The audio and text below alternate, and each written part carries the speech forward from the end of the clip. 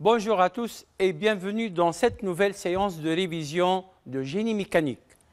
J'ai choisi pour vous un sujet intitulé « Système de production de films en plastique » d'après BAC 2018. Session de contrôle. C'est pratiquement le même sujet avec quelques modifications sur le dessin d'ensemble et sur les questions.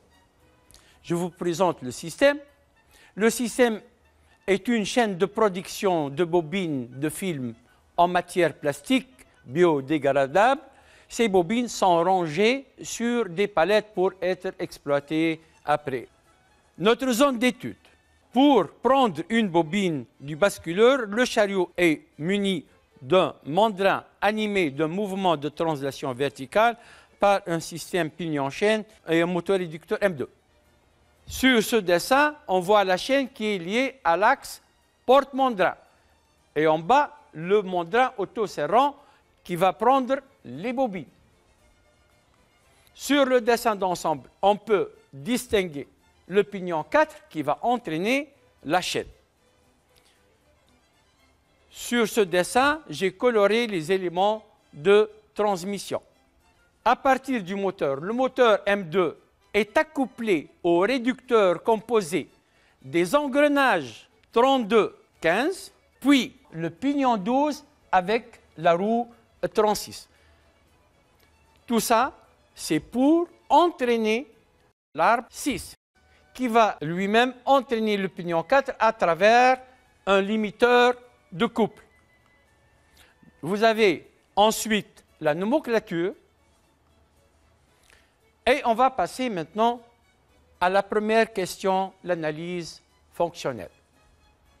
La première question, c'est transformer l'énergie électrique en énergie mécanique. C'est une question très connue. Donc la réponse, c'est le moteur M2. La deuxième question, transmettre le mouvement de rotation de l'arbre 27 à l'arbre 32. Donc on doit consulter le dessin d'ensemble. Donc, de l'arbre 27 à l'arbre 32, ici, on constate qu'il y a un accouplement constitué par les pièces 23, 24, 25, 28 et 29.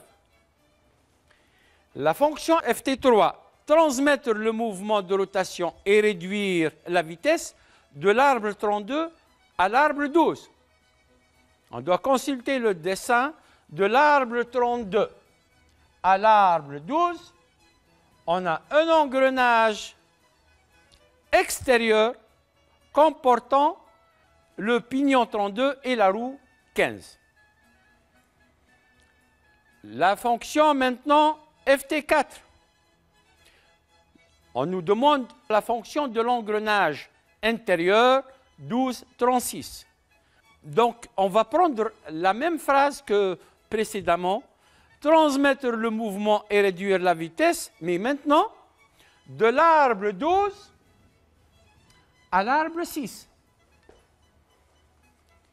Et puis, on nous demande la fonction du limiteur de couple qui entraîne le pignon 4 à partir de l'arbre 6. Donc, ce limiteur de couple, sa fonction est de transmettre et limiter le couple entre l'arbre 6 et le pignon 4.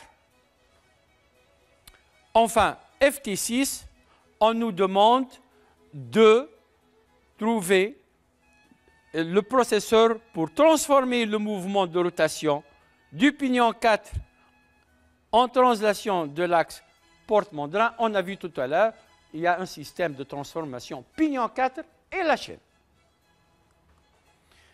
Maintenant, on nous demande de compléter le schéma cinématique.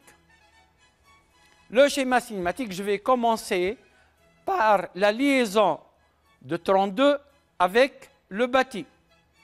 32 avec le bâti, c'est une liaison pivot réalisée par les roulements 21. Donc, je dessine la liaison pivot.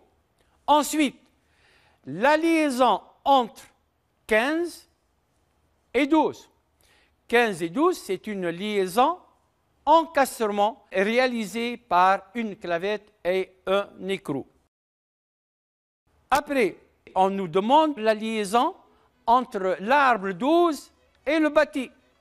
L'arbre 12 et le bâti, c'est une liaison pivot réalisée par le roulement 13.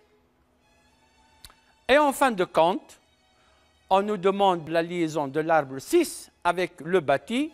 L'arbre 6 avec le bâti, c'est une liaison aussi pivot, réalisée par les roulements 37 et 40. Le schéma est complété. On nous demande après, en se référant au dessin d'ensemble du dossier technique, l'accouplement 23, 24, 25, 28 et 29 est-il rigide ou élastique et de justifier. Sur le dessin d'ensemble, on voit bien que l'accouplement comporte une pièce en caoutchouc déformable, donc c'est un accouplement élastique et pour la justification, on va dire que cet accouplement comporte une gaine en caoutchouc 23. La question suivante, c'est l'étude du limiteur de couple. On nous demande au cours de fonctionnement, que se passe-t-il si la chaîne se trouve accidentellement bloquée? Pour l'arbre 6, on nous donne deux possibilités d'écrire, s'arrête ou en mouvement. Donc, si la chaîne et le pignon 4 arrêtent, l'arbre 6, vu qu'il y a un limiteur de couple, va continuer à tourner donc en mouvement. Pendant le blocage, le pignon 4 s'arrête ou en mouvement. Bien sûr, si la chaîne est bloquée, le pignon 4 aussi est bloqué, donc s'arrête. La question de 2, sur quelle pièce doit agir l'utilisateur pour varier le couple à transmettre par le pignon 4? On doit agir sur l'écrou 45 et l'écrou 45 va faire varier l'effort presseur créé par les rondelles Belleville 44. Si on serre, l'effort presseur va augmenter et si on desserre l'écrou 45, on diminue la force pressante, d'où on diminue le couple limite à transmettre. Dans la partie d'études cinématiques, on nous donne le cahier de charge impose une vitesse de translation maximale de l'axe Porte-Mondrin. La vitesse de translation est de 0,7 mètres par seconde. L'étude suivante consiste à vérifier cette condition. On nous donne la vitesse de rotation du moteur, on nous donne Z15 égale 40 dents, Z32 20 dents et leur module. Aussi le rapport de transmission R12-36 égale 1 quart et leur module. La première question dans l'étude cinématique est de calculer le nombre de dents Z12 et Z36. Donc, si on consulte le dessin, on constate que l'entraxe entre 12 et 36, entre le pignon 12 et 36, est égal à l'entraxe entre le pignon 32 et 15. Même entraxe. Pourquoi le même entraxe? Parce que les deux bouts d'arbre, 6 et 32, sont centrés. Il y a un genre de centrage, regardez bien.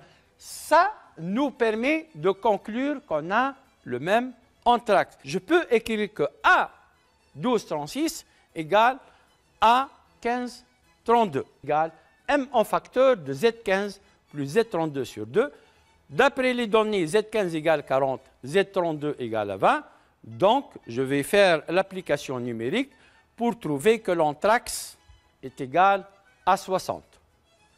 Maintenant, je vais écrire les deux équations. R1236 est égal à 1 quart. C'est la première équation concernant l'engrenage intérieur 1236. La deuxième équation, c'est l'équation de l'entraxe. Et faites attention, c'est un engrenage intérieur.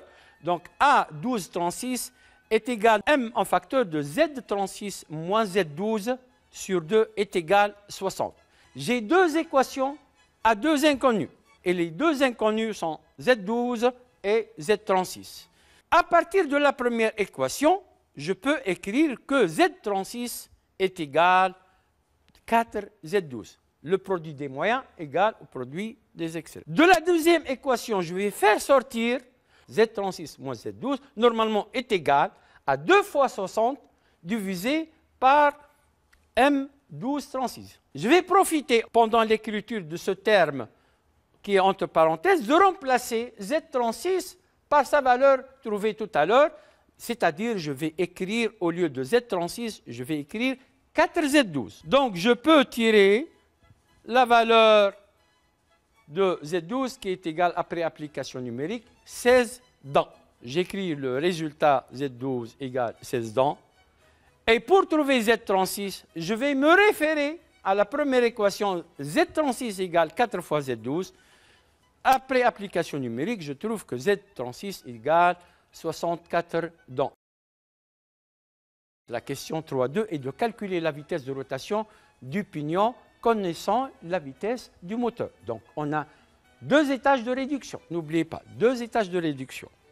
Donc, à partir du dessin d'ensemble, j'écris que le rapport global égale N sortie, qui est N du pignon 4, sur N entrée, N moteur. D'où N4 est égal rapport global fois Nm. Donc, pour écrire le rapport global, j'ai les deux étages. Donc, 32, 15, ça correspond à cet étage. Ensuite, 12, 36, ça correspond à cet étage. Voilà. Je peux faire l'application numérique et je trouve que N4 est égal à 90 tours par minute. La question 3.3. On donne le diamètre du pignon 4 égale 130 mm. Calculer la vitesse de translation de l'axe Porte-Mondrin. Je vais utiliser l'équation V est égal oméga 4 fois R4. Je n'ai pas le rayon, mais j'ai le diamètre qui est égal à 130 mm. Et oméga égale 2 pi N4 sur 60. Après application numérique, Vx égale 0,612 mètres par seconde. La question 3.4, est-ce que la condition donnée par le cahier de charge est respectée ou non justifiée? La vitesse de l'axe trouvée, c'est 0,612 et la vitesse maxi est 0,7. Donc, la condition de cahier de charge est bien respectée car la vitesse de l'axe est inférieure à la vitesse maxi limitée par le cahier de charge. Alors, la question suivante, on se propose dans cette étude de vérifier la résistance de l'arbre 6 à la flexion plane simple. On va assimiler cet arbre à une poutre cylindrique pleine de diamètre D modélisée par la figure ci-dessous. Donc, vous avez le modèle de l'arbre 6. Donc, on remarque qu'il y a une charge répartie dans la zone AB, une force ponctuelle en C, que je vais appeler C, vecteur, une force en D vers le bas et une force en E vers le haut. On nous donne aussi le sens de rotation. On nous donne aussi la charge répartie entre A et B, petit q égale 30 newtons par millimètre. RE, la limite élastique de l'arbre, égale 160 newtons par millimètre carré.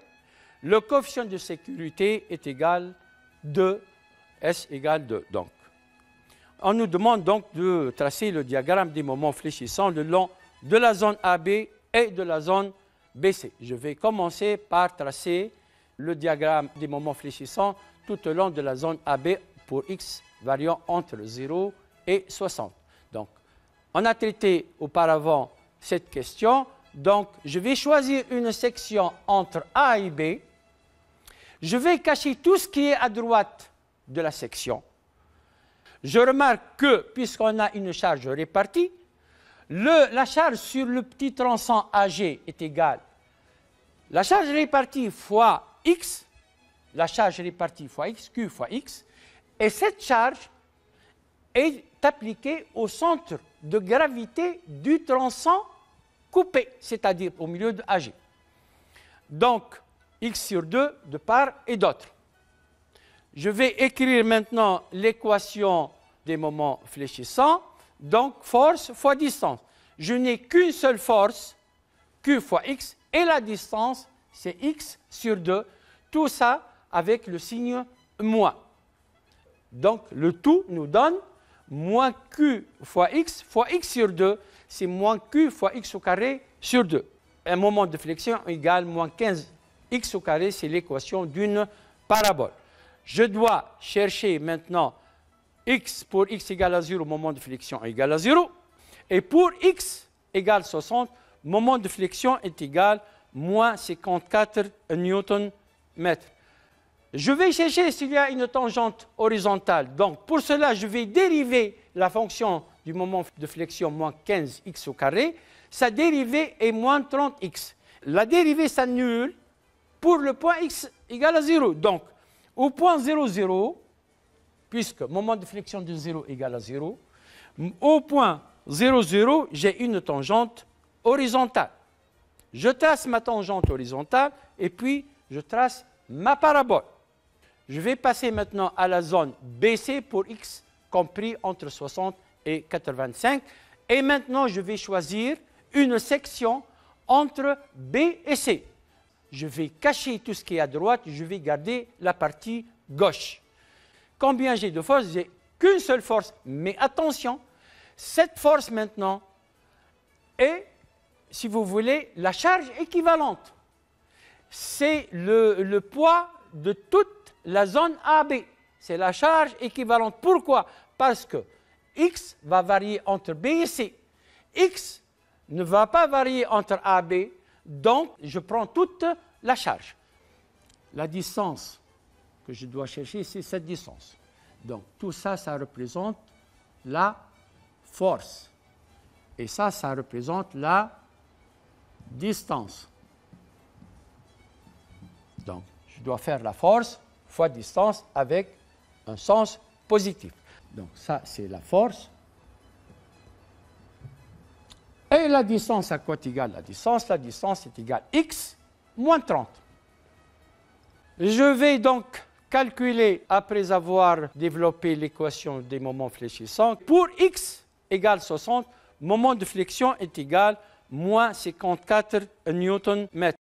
Et c'est normal puisque l'équation des moments est continue. Et le moment de flexion pour x égale 85, c'est moins 99. Donc, je n'ai pas de tangente, c'est une équation d'une droite. Donc, on nous demande de déduire moment de flexion maxi. Au module est égal à 99 Nm. Ensuite, on nous demande de calculer le diamètre des mini de l'arbre de sortie 6 pour qu'il résiste en toute sécurité. Condition de résistance pour la flexion sigma maxi inférieur ou égal à RPE ou inférieur ou égal à sigma P. Donc, sigma maxi est égal moment de flexion maxi sur le module de flexion qui est égal à IGZ sur Y maxi doit être inférieur ou égal à RPE et RPE est égal à RE sur S. Donc, je vais écrire le module de flexion pour un arbre plat est égal à pi d au cube sur 32. 32 sera écrit en haut. Je tire le diamètre d mini est égal aux racines cubiques de moment de flexion fois 32 fois S sur pi fois RE. Après application numérique. Et n'oubliez pas que le couple est en newton-mètre, donc je dois le convertir en newton-millimètre. Je trouve que d mini égale 23,27 mm. Donc, mesurer sur le dessin d'ensemble le diamètre de l'arbre 6 dans la zone la plus chargée, en tenant compte donc de l'échelle, attention, et vérifier sa résistance. L'échelle du dessin est 4/5.